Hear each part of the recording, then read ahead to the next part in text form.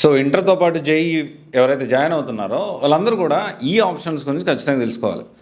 జనరల్‌గా ఏంటి అంటే చాలామంది ఇంటర్వ్యూ జేఈఈ జాయిన్ చేసేటప్పుడు ఇంటర్వ్యూ జేఈఈ కూడా కాదు, ఐఐటీ జేఈఈగా ఫేమస్ అయింది. యాక్చువల్లీ జేఈఈ రాస్తే ఐఐటీ కాలేజ్‌లో సీట్ వస్తది.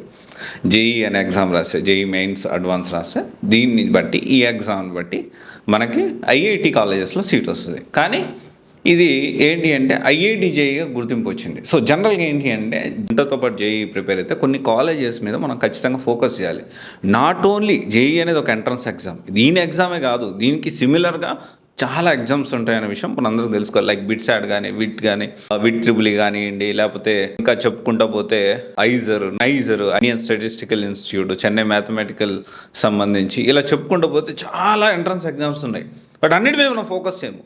ఓన్లీ జేఈఈ ఎగ్జామ్ రాయాలి. ఐఐటీలో రాకపోతే, ఎన్ఐటీలో వీటిలో రాకపోతే ఇంకంతే తీసుకొచ్చేసేసి మన దగ్గర చిన్న చిన్న కాలేజెస్ ఉంటాయి.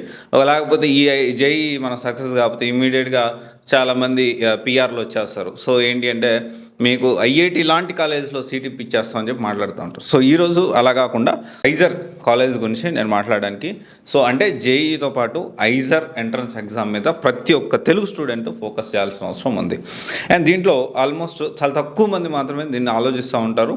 అండ్ ఇది ఏంటి అంటే దాదాపు 2323 సీట్స్ ఉన్నాయి. సో మనం ఇక్కడ తిరుపతిలో చూసుకుంటే 350 సీట్స్ ఉన్నాయి. దీని ఏంటి అంటే బిఎస్ఎంఎస్ ప్రోగ్రామ్ ఇది.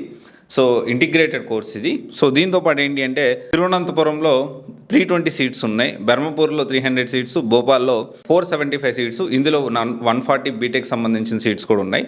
సో ఈ ఐజర్ కాలేజెస్ ఏంటి అంటే దీనికి సంబంధించి ఇది రీసెర్చ్లో భాగంగా ఉండే కాలేజ్, రీసెర్చ్ దీనికి సంబంధించిన కాలేజెస్ ఇవి. ఇది రెగ్యులర్ బీటెక్ కోర్స్ అయితే కాదు. ఇదేంటి అంటే బిఎస్ఎంఎస్ ప్రోగ్రామ్ ఉంటుంది. అండ్ దీంతో పాటు కోల్కతాలో 310 సీట్స్ ఉన్నాయి. దాని తర్వాత మొహాలీలో 270 సీట్స్ వరకు ఉన్నాయి. సో సెలక్షన్ ప్రాసెస్ వచ్చేసి ఐజర్ యాప్టిట్యూడ్ టెస్ట్ ద్వారా సెలెక్ట్ చేస్తారు. అండ్ ఇంతకుముందు జేఈఈ అడ్వాన్స్ నుంచి కూడా దానికి మంచి మార్క్స్ వచ్చిన వాళ్ళు కూడా చేయొచ్చు. అండ్ దీంతోపాటు ఐజర్ యాప్టిట్యూడ్ ఏదైతే టెస్ట్ ఉందో, ఐఐటీ టెస్ట్ ఉందో దీనికి సంబంధించి కూడా జేఈతో పాటు ప్యారలల్గా దీనికి సంబంధించి ప్రీవియస్ క్వశ్చన్ పేపర్స్ అవన్నీ చూస్తే సరిపోతుంది. సో సిమిలర్గా ఉంటుంది, సపరేట్గా కొత్తగా సిలబస్ అయితే ఏముండదు. జేఈకి మీరు ఎట్లాగైతే ప్రిపేర్ అవుతారో ఇంకా చెప్పాలంటే దానికి కొంచెం బెటర్గానే ఈజీగానే ఉంటుంది. ఒకవేళ జేఈ పరంగా చూసుకుంటే 10,000 ఆ రేంజ్లో లోపల ర్యాంక్స్ ఉన్న వాళ్ళకి సీట్స్ వచ్చేదానికి అవకాశం ఉంది. అండ్ దీంతోపాటు చాలా ఆప్షన్స్ ఉన్నాయి.